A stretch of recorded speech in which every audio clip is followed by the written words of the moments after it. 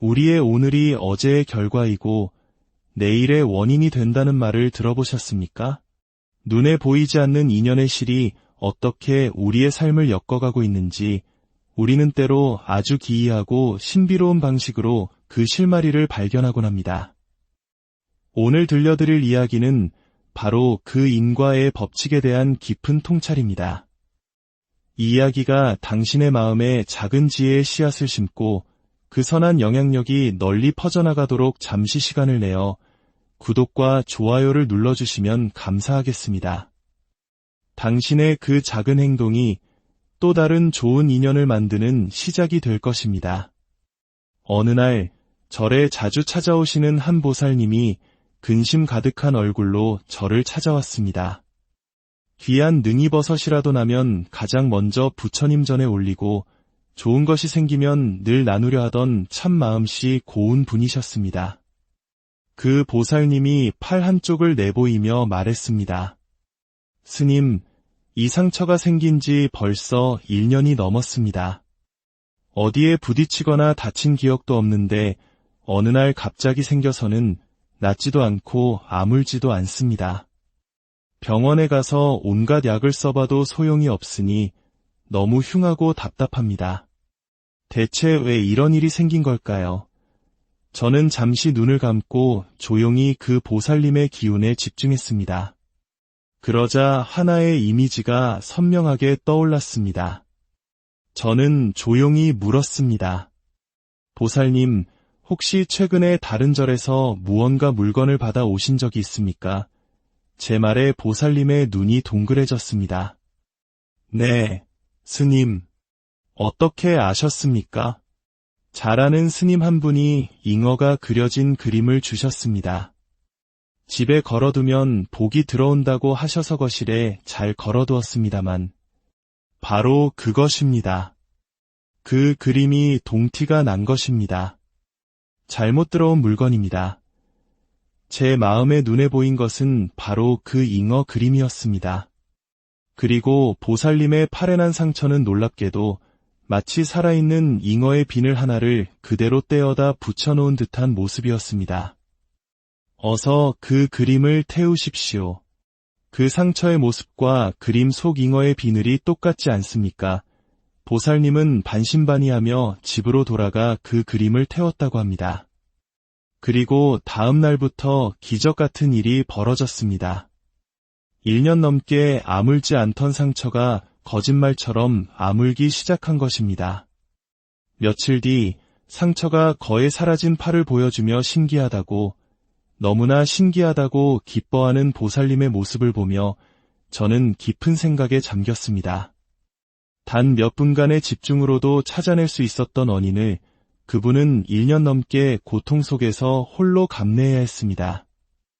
만약 우리 사회에 인과의 이치를 꿰뚫어 볼 수 있는 지혜로운 눈을 가진 이들이 더 많았다면 얼마나 많은 사람들이 불필요한 고통에서 벗어나 더 행복해질 수 있을까요?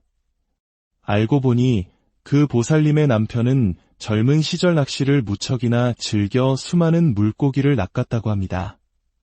비록 지금은 살생을 멈추었지만 과거에 지은 업의 그림자가 그들 곁을 맴돌고 있었던 것입니다.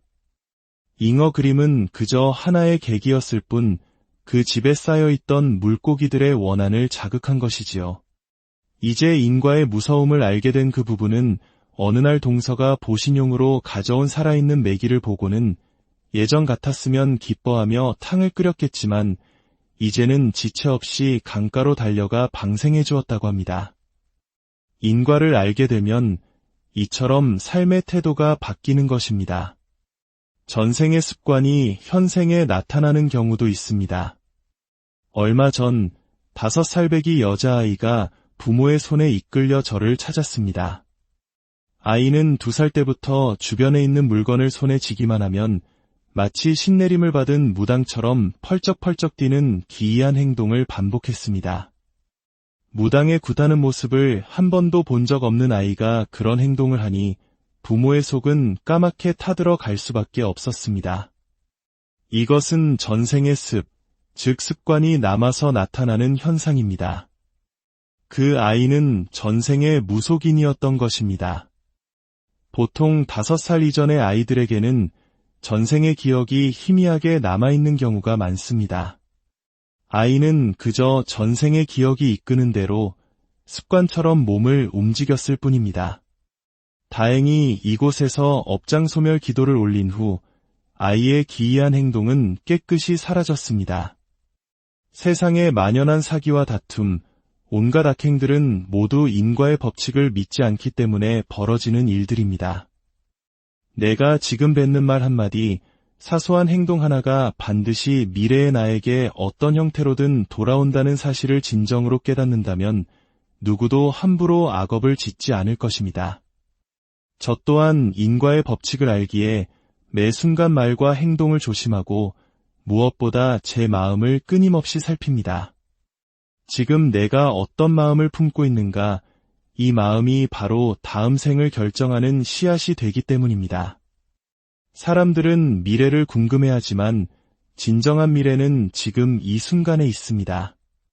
지금 바로 인과를 깨닫고 선한 복을 짓고 살생을 멈추고 조심스러운 마음으로 살아간다면 다음 생은 물론 앞으로의 미래 또한 걱정할 필요가 없습니다. 선한 씨앗을 뿌린 밭에서 어찌 나쁜 열매가 맺히겠습니까?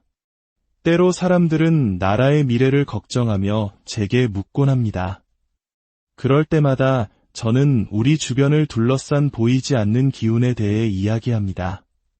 우리가 음식이란 이름으로 무심코 먹어치운 소, 돼지, 닭, 그 수억 마리 생명들이 죽어가며 뿜어냈을 원한의 기운이 이 땅 위에 가득 차 있다면 그 나라는 결코 평안할 수 없습니다. 옛 도인들과 큰 스님들께서는 한나라의 원한이 가득 차면 해일, 태풍, 지진, 전쟁과 같은 거대한 재앙이 일어난다고 말씀하셨습니다. 그래서 옛 스님들은 깊은 산중에 들어가 인간뿐만 아니라 말 못하는 짐승, 즉 축생들을 위해 끊임없이 기도하셨습니다. 저 또한 지장제일마다 축생들을 위한 천도제를 지냅니다. 그들의 맺힌 한을 풀어주고 고통의 굴레에서 벗어나도록 돕기 위함입니다. 이는 단지 동물을 위한 것만이 아니라 이 땅의 모든 중생이 평안하고 행복하게 살아가기를 바라는 마음에서 비롯된 것입니다. 얼마 전 다른 종교를 가진 분들이 순례 중에 저희 절에 들렀습니다. 대화를 나누어 보니 그분들 역시 인과를 이야기하고 선하게 살고자 노력하는 좋은 분들이었습니다. 하지만 결정적인 차이가 있었습니다. 그들의 사상은 철저히 인간 중심적이었습니다. 불교에서는 그 많은 개고기를 먹는 문제에 대해 그들은 거리낌이 없었습니다. 불교의 가르침은 다릅니다.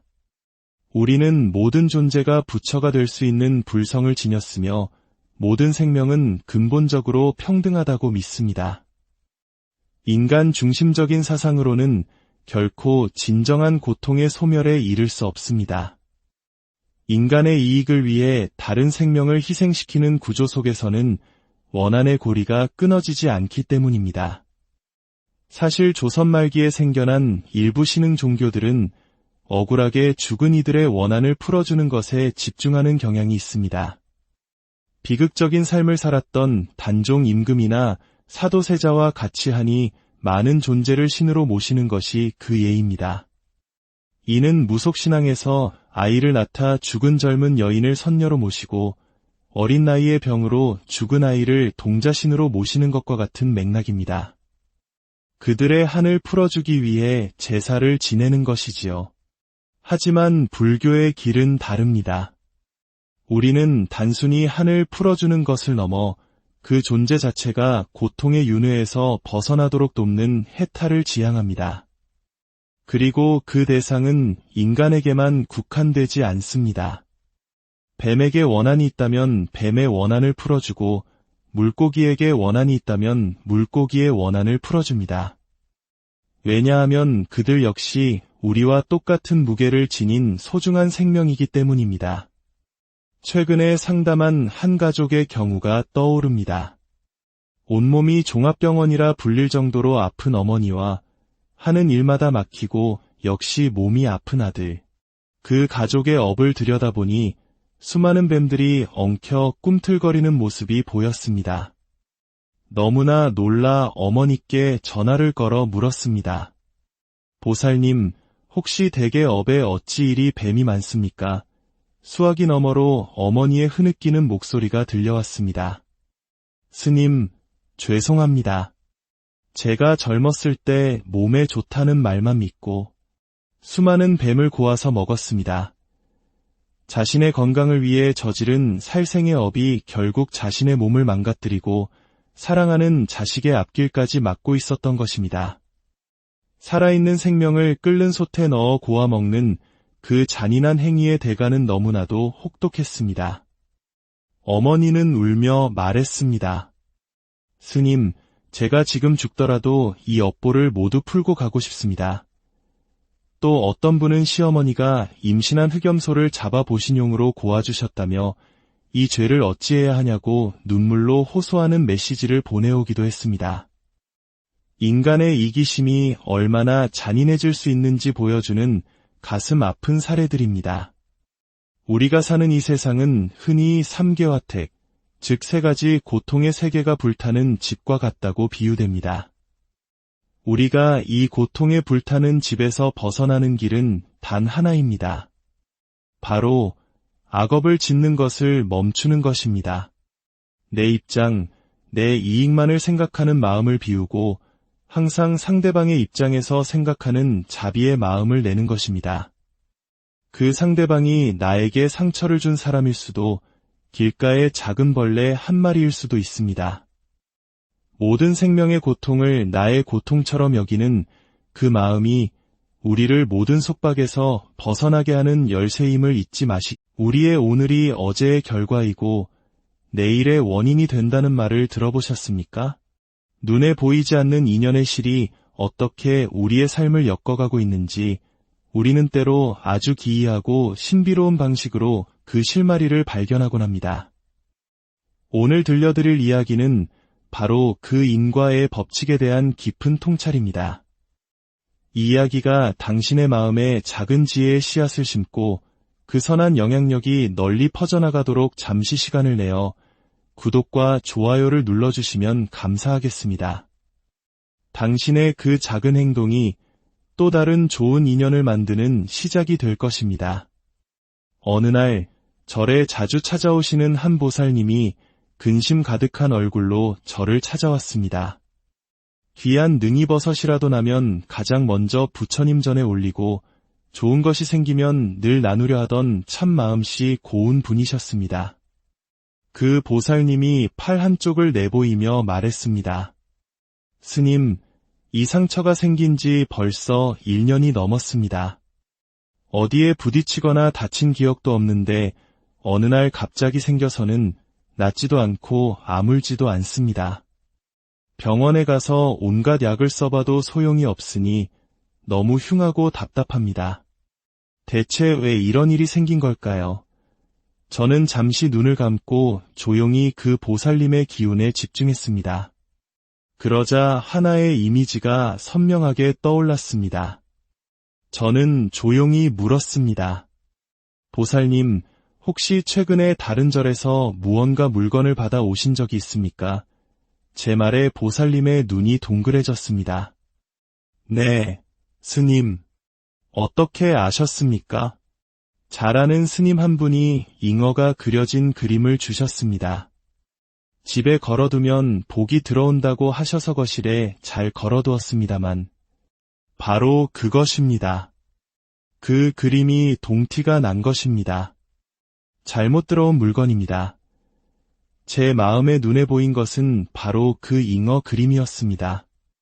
그리고 보살님의 팔에 난 상처는 놀랍게도 마치 살아있는 잉어의 비늘 하나를 그대로 떼어다 붙여놓은 듯한 모습이었습니다. 어서 그 그림을 태우십시오. 그 상처의 모습과 그림 속 잉어의 비늘이 똑같지 않습니까? 보살님은 반신반의하며 집으로 돌아가 그 그림을 태웠다고 합니다. 그리고 다음 날부터 기적 같은 일이 벌어졌습니다. 1년 넘게 아물지 않던 상처가 거짓말처럼 아물기 시작한 것입니다. 며칠 뒤 상처가 거의 사라진 팔을 보여주며 신기하다고, 너무나 신기하다고 기뻐하는 보살님의 모습을 보며 저는 깊은 생각에 잠겼습니다. 단 몇 분간의 집중으로도 찾아낼 수 있었던 원인을 그분은 1년 넘게 고통 속에서 홀로 감내해야 했습니다. 만약 우리 사회에 인과의 이치를 꿰뚫어 볼 수 있는 지혜로운 눈을 가진 이들이 더 많았다면 얼마나 많은 사람들이 불필요한 고통에서 벗어나 더 행복해질 수 있을까요? 알고 보니 그 보살님의 남편은 젊은 시절 낚시를 무척이나 즐겨 수많은 물고기를 낚았다고 합니다. 비록 지금은 살생을 멈추었지만 과거에 지은 업의 그림자가 그들 곁을 맴돌고 있었던 것입니다. 잉어 그림은 그저 하나의 계기였을 뿐 그 집에 쌓여있던 물고기들의 원한을 자극한 것이지요. 이제 인과의 무서움을 알게 된 그 부부는 어느 날 동서가 보신용으로 가져온 살아있는 메기를 보고는 예전 같았으면 기뻐하며 탕을 끓였겠지만 이제는 지체 없이 강가로 달려가 방생해 주었다고 합니다. 인과를 알게 되면 이처럼 삶의 태도가 바뀌는 것입니다. 전생의 습관이 현생에 나타나는 경우도 있습니다. 얼마 전 5살배기 여자아이가 부모의 손에 이끌려 저를 찾았습니다. 아이는 2살 때부터 주변에 있는 물건을 손에 쥐기만 하면 마치 신내림을 받은 무당처럼 펄쩍펄쩍 뛰는 기이한 행동을 반복했습니다. 무당의 굿하는 모습을 한 번도 본 적 없는 아이가 그런 행동을 하니 부모의 속은 까맣게 타들어 갈 수밖에 없었습니다. 이것은 전생의 즉 습관이 남아서 나타나는 현상입니다. 그 아이는 전생의 무속인이었던 것입니다. 보통 5살 이전의 아이들에게는 전생의 기억이 희미하게 남아있는 경우가 많습니다. 아이는 그저 전생의 기억이 이끄는 대로 습관처럼 몸을 움직였을 뿐입니다. 다행히 이곳에서 업장소멸 기도를 올린 후 아이의 기이한 행동은 깨끗이 사라졌습니다. 세상에 만연한 사기와 다툼, 온갖 악행들은 모두 인과의 법칙을 믿지 않기 때문에 벌어지는 일들입니다. 내가 지금 뱉는 말 한마디, 사소한 행동 하나가 반드시 미래의 나에게 어떤 형태로든 돌아온다는 사실을 진정으로 깨닫는다면 누구도 함부로 악업을 짓지 않을 것입니다. 저 또한 인과의 법칙을 알기에 매 순간 말과 행동을 조심하고 무엇보다 제 마음을 끊임없이 살핍니다. 지금 내가 어떤 마음을 품고 있는가, 이 마음이 바로 다음 생을 결정하는 씨앗이 되기 때문입니다. 사람들은 미래를 궁금해하지만 진정한 미래는 지금 이 순간에 있습니다. 지금 바로 인과를 깨닫고 선한 복을 짓고 살생을 멈추고 조심스러운 마음으로 살아간다면 다음 생은 물론 앞으로의 미래 또한 걱정할 필요가 없습니다. 선한 씨앗을 뿌린 밭에서 어찌 나쁜 열매가 맺히겠습니까? 때로 사람들은 나라의 미래를 걱정하며 제게 묻곤 합니다. 그럴 때마다 저는 우리 주변을 둘러싼 보이지 않는 기운에 대해 이야기합니다. 우리가 음식이란 이름으로 무심코 먹어치운 소, 돼지, 닭, 그 수억 마리 생명들이 죽어가며 뿜어냈을 원한의 기운이 이 땅 위에 가득 차 있다면 그 나라는 결코 평안할 수 없습니다. 옛 도인들과 큰 스님들께서는 한 나라의 원한이 가득 차면 해일, 태풍, 지진, 전쟁과 같은 거대한 재앙이 일어난다고 말씀하셨습니다. 그래서 옛 스님들은 깊은 산중에 들어가 인간뿐만 아니라 말 못하는 짐승, 즉 축생들을 위해 끊임없이 기도하셨습니다. 저 또한 지장제일마다 축생들을 위한 천도제를 지냅니다. 그들의 맺힌 한을 풀어주고 고통의 굴레에서 벗어나도록 돕기 위함입니다. 이는 단지 동물을 위한 것만이 아니라 이 땅의 모든 중생이 평안하고 행복하게 살아가기를 바라는 마음에서 비롯된 것입니다. 얼마 전 다른 종교를 가진 분들이 순례 중에 저희 절에 들렀습니다. 대화를 나누어 보니 그분들 역시 인과를 이야기하고 선하게 살고자 노력하는 좋은 분들이었습니다. 하지만 결정적인 차이가 있었습니다. 그들의 사상은 철저히 인간 중심적이었습니다. 불교에서는 그 많은 개고기를 먹는 문제에 대해 그들은 거리낌이 없었습니다. 불교의 가르침은 다릅니다. 우리는 모든 존재가 부처가 될 수 있는 불성을 지녔으며 모든 생명은 근본적으로 평등하다고 믿습니다.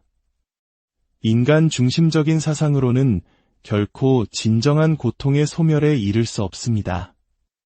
인간의 이익을 위해 다른 생명을 희생시키는 구조 속에서는 원한의 고리가 끊어지지 않기 때문입니다. 사실 조선 말기에 생겨난 일부 신흥 종교들은 억울하게 죽은 이들의 원한을 풀어주는 것에 집중하는 경향이 있습니다. 비극적인 삶을 살았던 단종 임금이나 사도세자와 같이 하니 많은 존재를 신으로 모시는 것이 그 예입니다. 이는 무속신앙에서 아이를 낳다 죽은 젊은 여인을 선녀로 모시고 어린 나이의 병으로 죽은 아이를 동자신으로 모시는 것과 같은 맥락입니다.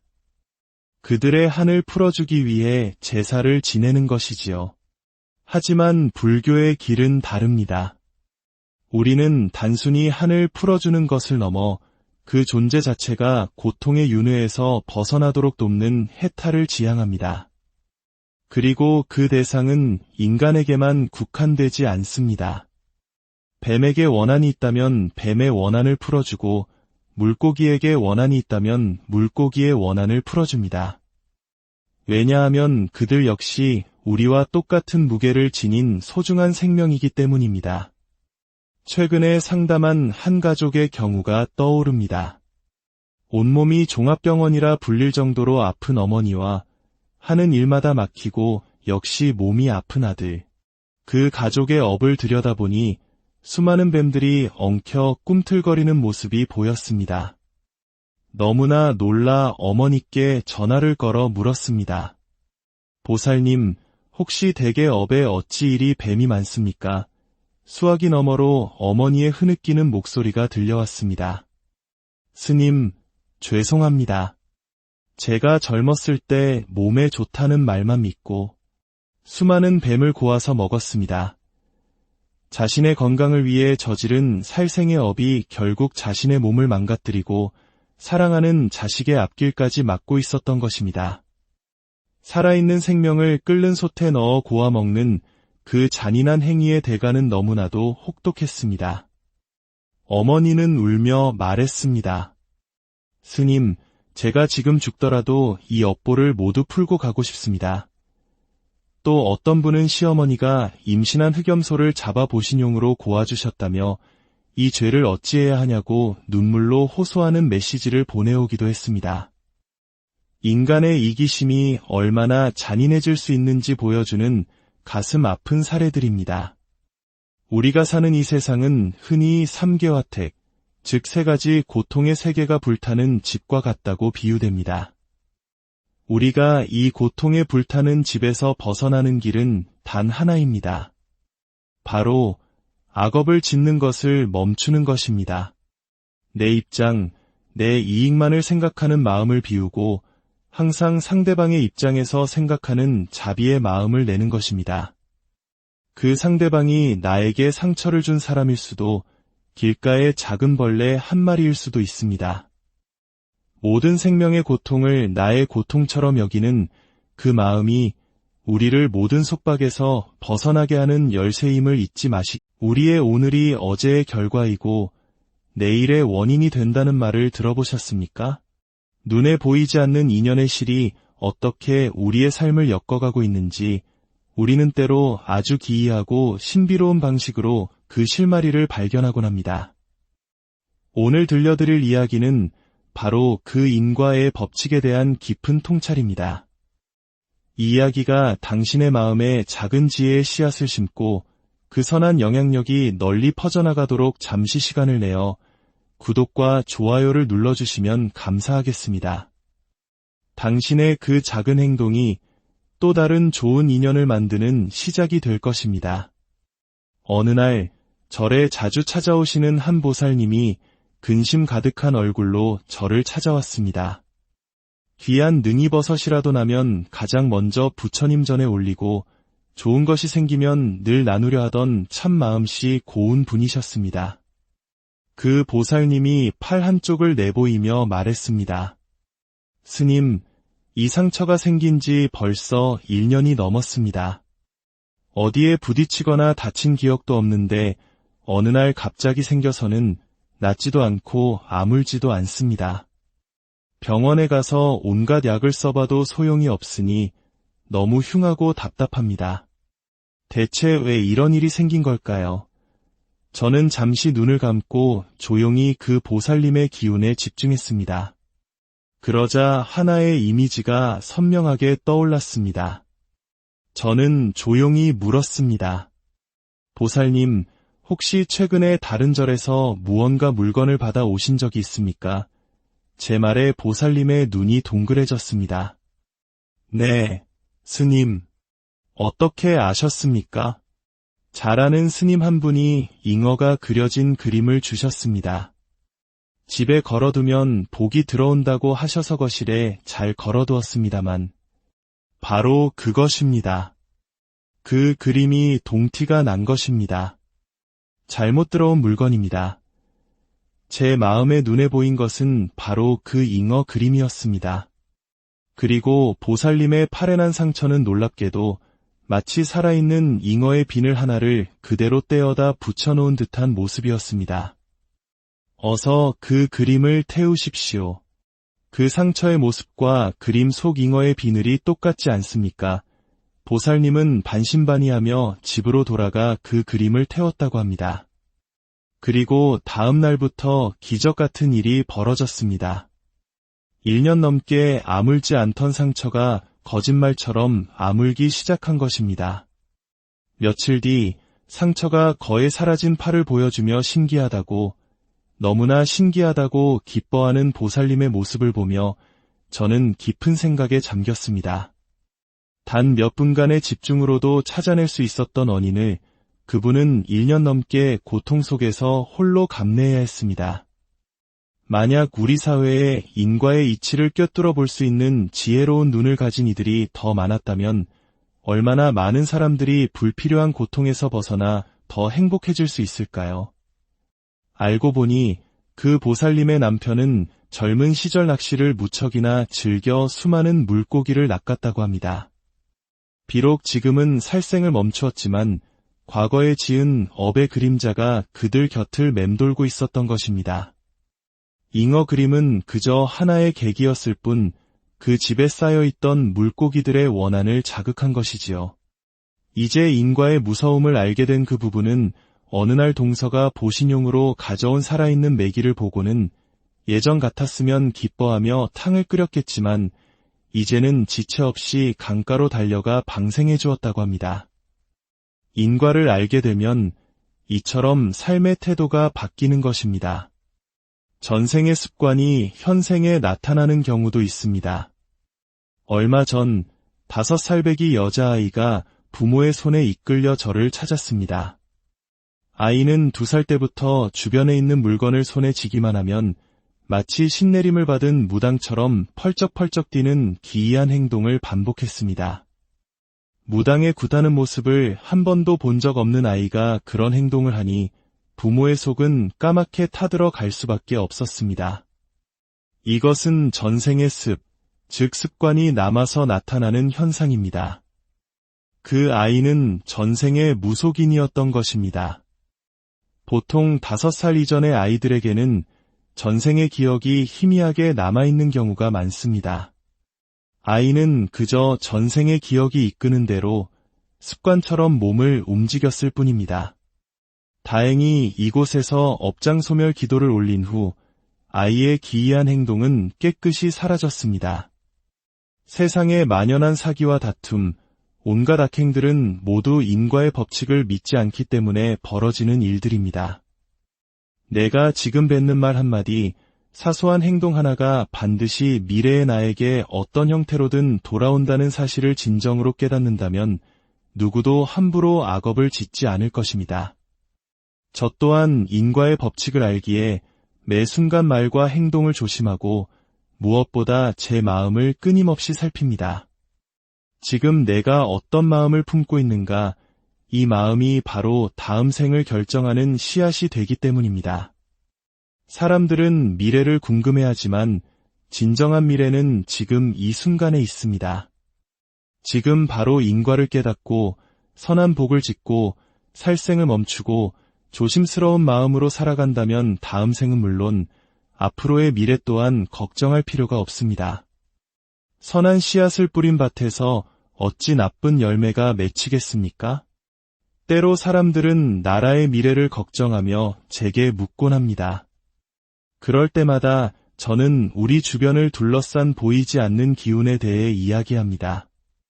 우리가 음식이란 이름으로 무심코 먹어치운 소, 돼지, 닭, 그 수억 마리 생명들이 죽어가며 뿜어냈을 원한의 기운이 이 땅 위에 가득 차 있다면 그 나라는 결코 평안할 수 없습니다. 옛 도인들과 큰 스님들께서는 한나라의 원한이 가득 차면 해일, 태풍, 지진, 전쟁과 같은 거대한 재앙이 일어난다고 말씀하셨습니다. 그래서 옛 스님들은 깊은 산중에 들어가 인간뿐만 아니라 말 못하는 짐승, 즉 축생들을 위해 끊임없이 기도하셨습니다. 저 또한 지장제일마다 축생들을 위한 천도제를 지냅니다. 그들의 맺힌 한을 풀어주고 고통의 굴레에서 벗어나도록 돕기 위함입니다. 이는 단지 동물을 위한 것만이 아니라 이 땅의 모든 중생이 평안하고 행복하게 살아가기를 바라는 마음에서 비롯된 것입니다. 얼마 전 다른 종교를 가진 분들이 순례 중에 저희 절에 들렀습니다. 대화를 나누어 보니 그분들 역시 인과를 이야기하고 선하게 살고자 노력하는 좋은 분들이었습니다. 하지만 결정적인 차이가 있었습니다. 그들의 사상은 철저히 인간 중심적이었습니다. 불교에서는 그 많은 개고기를 먹는 문제에 대해 그들은 거리낌이 없었습니다. 불교의 가르침은 다릅니다. 우리는 모든 존재가 부처가 될 수 있는 불성을 지녔으며 모든 생명은 근본적으로 평등하다고 믿습니다. 인간 중심적인 사상으로는 결코 진정한 고통의 소멸에 이를 수 없습니다. 인간의 이익을 위해 다른 생명을 희생시키는 구조 속에서는 원한의 고리가 끊어지지 않기 때문입니다. 사실 조선 말기에 생겨난 일부 신흥 종교들은 억울하게 죽은 이들의 원한을 풀어주는 것에 집중하는 경향이 있습니다. 비극적인 삶을 살았던 단종 임금이나 사도세자와 같이 하니 많은 존재를 신으로 모시는 것이 그 예입니다. 이는 무속신앙에서 아이를 낳다 죽은 젊은 여인을 선녀로 모시고 어린 나이의 병으로 죽은 아이를 동자신으로 모시는 것과 같은 맥락입니다. 그들의 한을 풀어주기 위해 제사를 지내는 것이지요. 하지만 불교의 길은 다릅니다. 우리는 단순히 한을 풀어주는 것을 넘어 그 존재 자체가 고통의 윤회에서 벗어나도록 돕는 해탈을 지향합니다. 그리고 그 대상은 인간에게만 국한되지 않습니다. 뱀에게 원한이 있다면 뱀의 원한을 풀어주고 물고기에게 원한이 있다면 물고기의 원한을 풀어줍니다. 왜냐하면 그들 역시 우리와 똑같은 무게를 지닌 소중한 생명이기 때문입니다. 최근에 상담한 한 가족의 경우가 떠오릅니다. 온몸이 종합병원이라 불릴 정도로 아픈 어머니와 하는 일마다 막히고 역시 몸이 아픈 아들. 그 가족의 업을 들여다보니 수많은 뱀들이 엉켜 꿈틀거리는 모습이 보였습니다. 너무나 놀라 어머니께 전화를 걸어 물었습니다. 보살님, 혹시 댁의 업에 어찌 이리 뱀이 많습니까? 수화기 너머로 어머니의 흐느끼는 목소리가 들려왔습니다. 스님, 죄송합니다. 제가 젊었을 때 몸에 좋다는 말만 믿고 수많은 뱀을 고아서 먹었습니다. 자신의 건강을 위해 저지른 살생의 업이 결국 자신의 몸을 망가뜨리고 사랑하는 자식의 앞길까지 막고 있었던 것입니다. 살아있는 생명을 끓는 솥에 넣어 고아 먹는 그 잔인한 행위의 대가는 너무나도 혹독했습니다. 어머니는 울며 말했습니다. 스님, 제가 지금 죽더라도 이 업보를 모두 풀고 가고 싶습니다.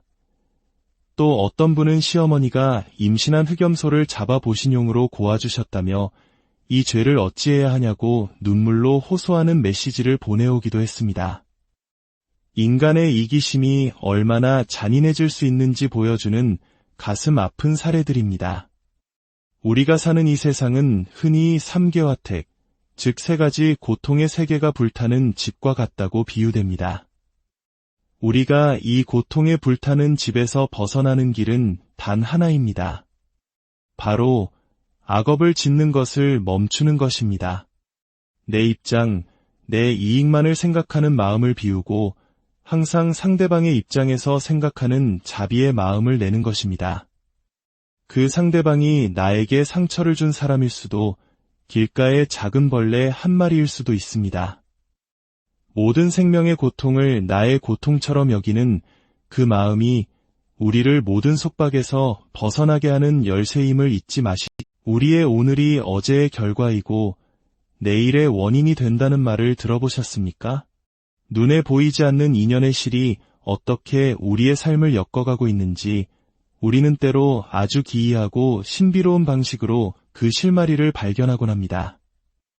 오늘 들려드릴 이야기는 바로 그 인과의 법칙에 대한 깊은 통찰입니다. 이 이야기가 당신의 마음에 작은 지혜의 씨앗을 심고 그 선한 영향력이 널리 퍼져나가도록 잠시 시간을 내어 구독과 좋아요를 눌러주시면 감사하겠습니다. 당신의 그 작은 행동이 또 다른 좋은 인연을 만드는 시작이 될 것입니다.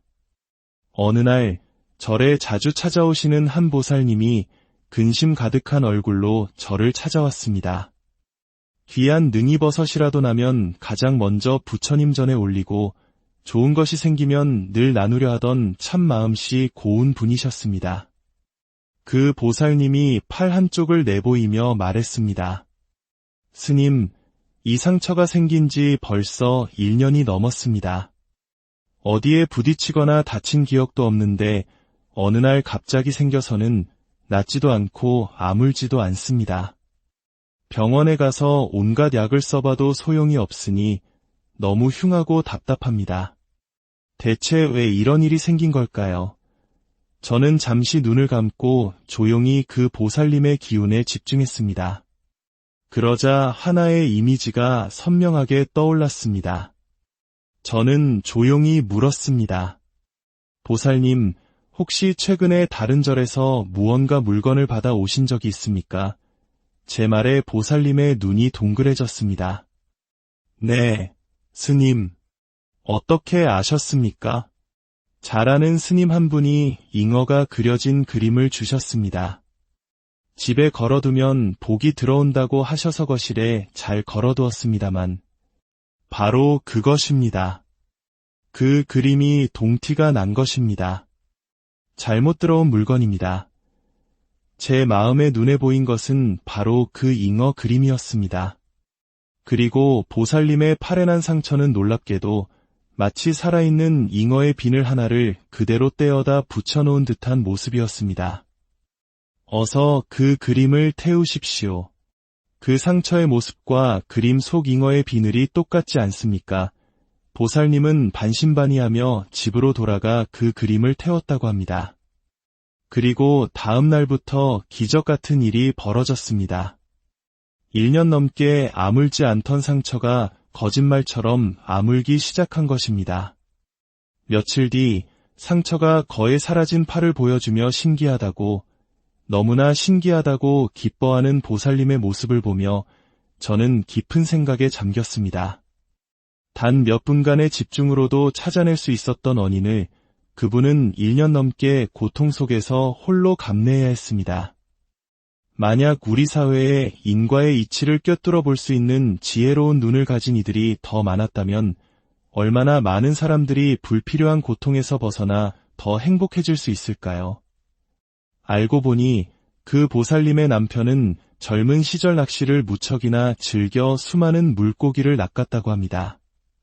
비록 지금은 살생을 멈추었지만 과거에 지은 업의 그림자가 그들 곁을 맴돌고 있었던 것입니다. 잉어 그림은 그저 하나의 계기였을 뿐 그 집에 쌓여있던 물고기들의 원한을 자극한 것이지요. 이제 인과의 무서움을 알게 된 그 부부는 어느 날 동서가 보신용으로 가져온 살아있는 메기를 보고는 예전 같았으면 기뻐하며 탕을 끓였겠지만 이제는 지체 없이 강가로 달려가 방생해 주었다고 합니다. 인과를 알게 되면 이처럼 삶의 태도가 바뀌는 것입니다. 전생의 습관이 현생에 나타나는 경우도 있습니다. 얼마 전 5살배기 여자아이가 부모의 손에 이끌려 저를 찾았습니다. 아이는 2살 때부터 주변에 있는 물건을 손에 쥐기만 하면 마치 신내림을 받은 무당처럼 펄쩍펄쩍 뛰는 기이한 행동을 반복했습니다. 무당의 굿하는 모습을 한 번도 본 적 없는 아이가 그런 행동을 하니 부모의 속은 까맣게 타들어 갈 수밖에 없었습니다. 이것은 전생의 즉 습관이 남아서 나타나는 현상입니다. 그 아이는 전생의 무속인이었던 것입니다. 보통 5살 이전의 아이들에게는 전생의 기억이 희미하게 남아있는 경우가 많습니다. 아이는 그저 전생의 기억이 이끄는 대로 습관처럼 몸을 움직였을 뿐입니다.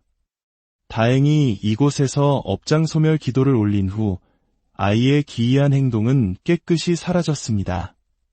세상의 만연한 사기와 다툼, 온갖 악행들은 모두 인과의 법칙을 믿지 않기 때문에 벌어지는 일들입니다.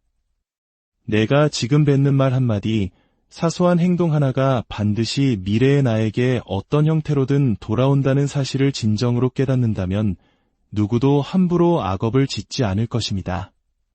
저 또한 인과의 법칙을 알기에 매 순간 말과 행동을 조심하고 무엇보다 제 마음을 끊임없이 살핍니다. 지금 내가 어떤 마음을 품고 있는가, 이 마음이 바로 다음 생을 결정하는 씨앗이 되기 때문입니다. 사람들은 미래를 궁금해하지만 진정한 미래는 지금 이 순간에 있습니다. 지금 바로 인과를 깨닫고 선한 복을 짓고 살생을 멈추고 조심스러운 마음으로 살아간다면 다음 생은 물론 앞으로의 미래 또한 걱정할 필요가 없습니다. 선한 씨앗을 뿌린 밭에서 어찌 나쁜 열매가 맺히겠습니까? 때로 사람들은 나라의 미래를 걱정하며 제게 묻곤 합니다. 그럴 때마다 저는 우리 주변을 둘러싼 보이지 않는 기운에 대해 이야기합니다. 우리가 음식이란 이름으로 무심코 먹어치운 소, 돼지, 닭, 그 수억 마리 생명들이 죽어가며 뿜어냈을 원한의 기운이 이 땅 위에 가득 차 있다면 그 나라는 결코 평안할 수 없습니다.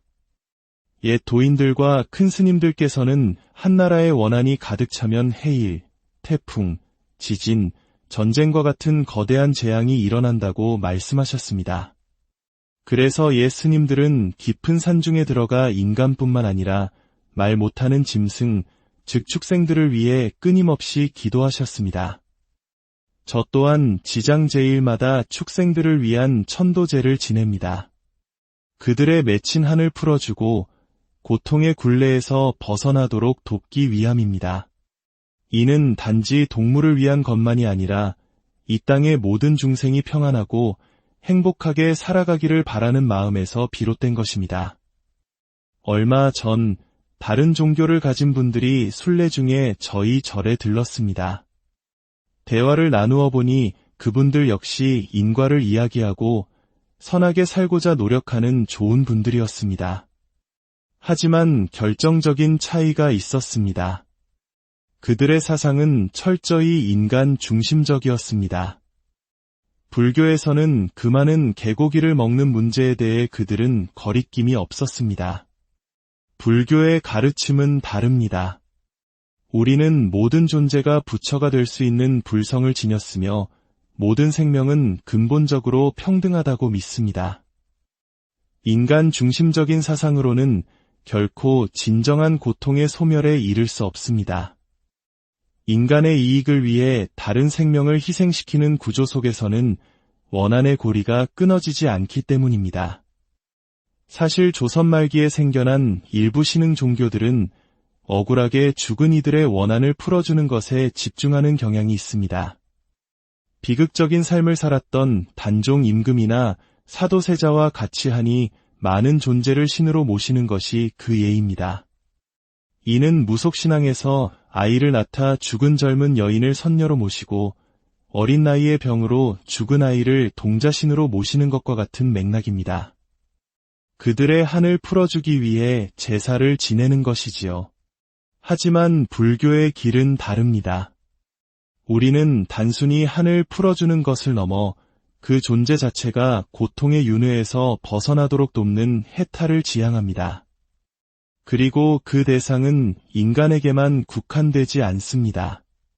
뱀에게 원한이 있다면 뱀의 원한을 풀어주고 물고기에게 원한이 있다면 물고기의 원한을 풀어줍니다.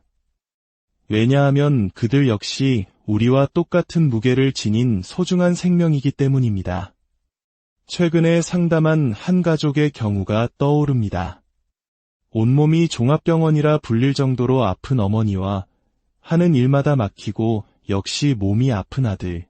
그 가족의 업을 들여다보니 수많은 뱀들이 엉켜 꿈틀거리는 모습이 보였습니다. 너무나 놀라 어머니께 전화를 걸어 물었습니다.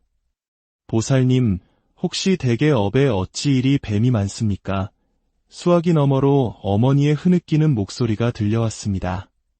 스님, 죄송합니다. 제가 젊었을 때 몸에 좋다는 말만 믿고 수많은 뱀을 고아서 먹었습니다. 자신의 건강을 위해 저지른 살생의 업이 결국 자신의 몸을 망가뜨리고 사랑하는 자식의 앞길까지 막고 있었던 것입니다. 살아있는 생명을 끓는 솥에 넣어 고아 먹는 그 잔인한 행위의 대가는 너무나도 혹독했습니다. 어머니는 울며 말했습니다.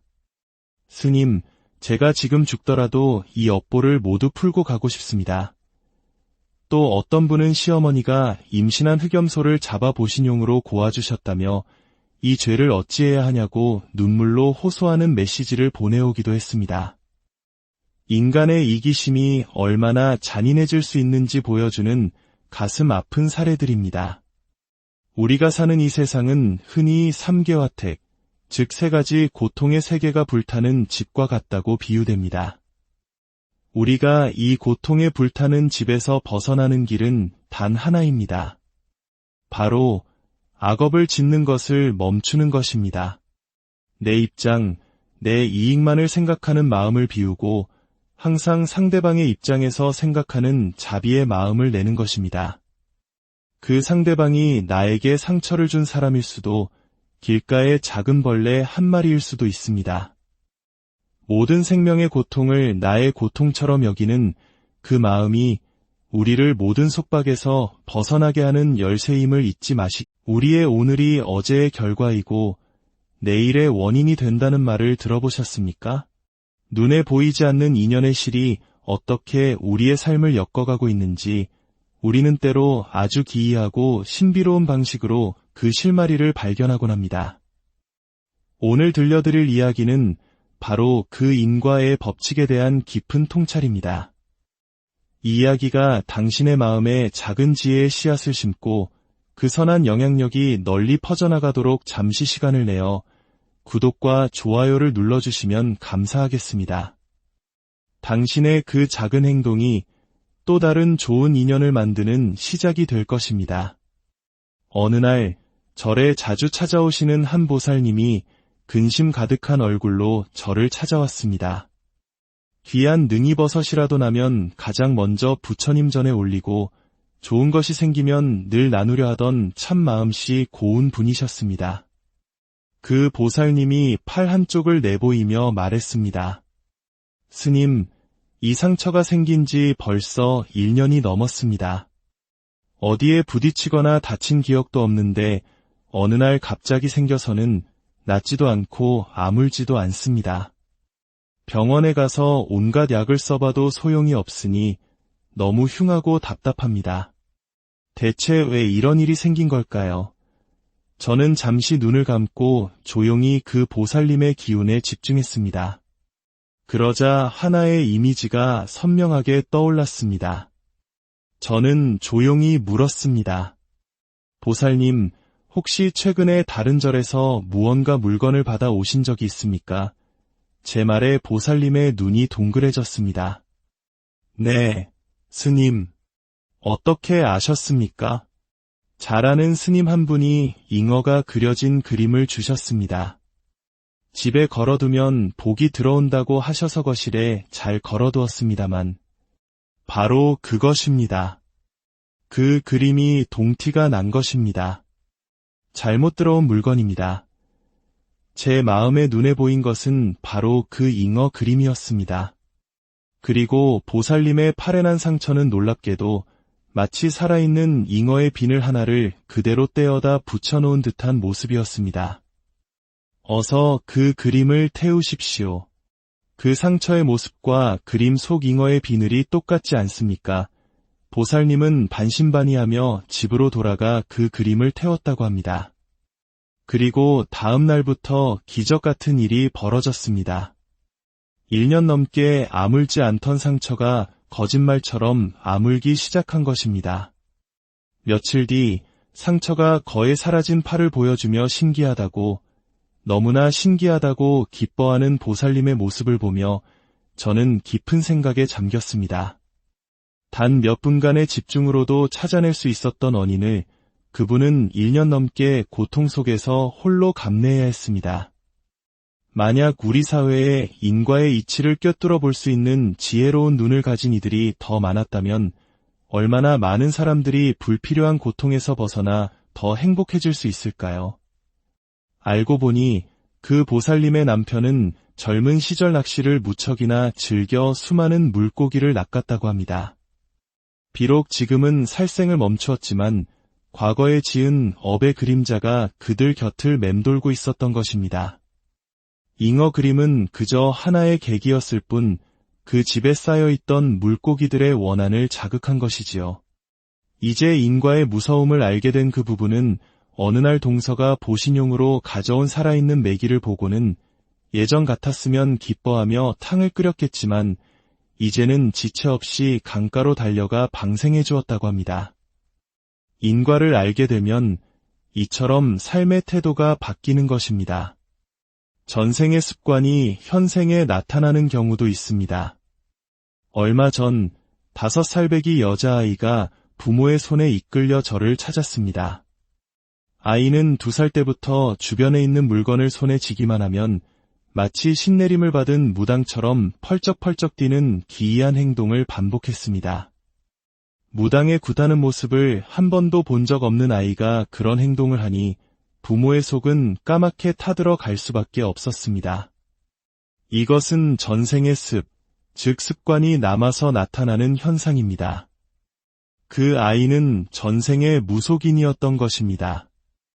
보통 5살 이전의 아이들에게는 전생의 기억이 희미하게 남아있는 경우가 많습니다.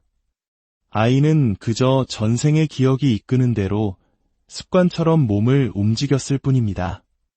다행히 이곳에서 업장소멸 기도를 올린 후 아이의 기이한 행동은 깨끗이 사라졌습니다. 세상의 만연한 사기와 다툼, 온갖 악행들은 모두 인과의 법칙을 믿지 않기 때문에 벌어지는 일들입니다. 내가 지금 뱉는 말 한마디, 사소한 행동 하나가 반드시 미래의 나에게 어떤 형태로든 돌아온다는 사실을 진정으로 깨닫는다면 누구도 함부로 악업을 짓지 않을 것입니다. 저 또한 인과의 법칙을 알기에 매 순간 말과 행동을 조심하고 무엇보다 제 마음을 끊임없이 살핍니다. 지금 내가 어떤 마음을 품고 있는가, 이 마음이 바로 다음 생을 결정하는 씨앗이 되기 때문입니다. 사람들은 미래를 궁금해하지만 진정한 미래는 지금 이 순간에 있습니다. 지금 바로 인과를 깨닫고 선한 복을 짓고 살생을 멈추고 조심스러운 마음으로 살아간다면 다음 생은 물론 앞으로의 미래 또한 걱정할 필요가 없습니다. 선한 씨앗을 뿌린 밭에서 어찌 나쁜 열매가 맺히겠습니까? 때로 사람들은 나라의 미래를 걱정하며 제게 묻곤 합니다. 그럴 때마다 저는 우리 주변을 둘러싼 보이지 않는 기운에 대해 이야기합니다. 우리가 음식이란 이름으로 무심코 먹어치운 소, 돼지, 닭. 그 수억 마리 생명들이 죽어가며 뿜어냈을 원한의 기운이 이 땅 위에 가득 차 있다면 그 나라는 결코 평안할 수 없습니다. 옛 도인들과 큰 스님들께서는 한 나라의 원한이 가득 차면 해일, 태풍, 지진, 전쟁과 같은 거대한 재앙이 일어난다고 말씀하셨습니다. 그래서 옛 스님들은 깊은 산중에 들어가 인간뿐만 아니라 말 못하는 짐승, 즉 축생들을 위해 끊임없이 기도하셨습니다. 저 또한 지장제일마다 축생들을 위한 천도제를 지냅니다. 그들의 맺힌 한을 풀어주고 고통의 굴레에서 벗어나도록 돕기 위함입니다. 이는 단지 동물을 위한 것만이 아니라 이 땅의 모든 중생이 평안하고 행복하게 살아가기를 바라는 마음에서 비롯된 것입니다. 얼마 전 다른 종교를 가진 분들이 순례 중에 저희 절에 들렀습니다. 대화를 나누어 보니 그분들 역시 인과를 이야기하고 선하게 살고자 노력하는 좋은 분들이었습니다. 하지만 결정적인 차이가 있었습니다. 그들의 사상은 철저히 인간 중심적이었습니다. 불교에서는 그 많은 개고기를 먹는 문제에 대해 그들은 거리낌이 없었습니다.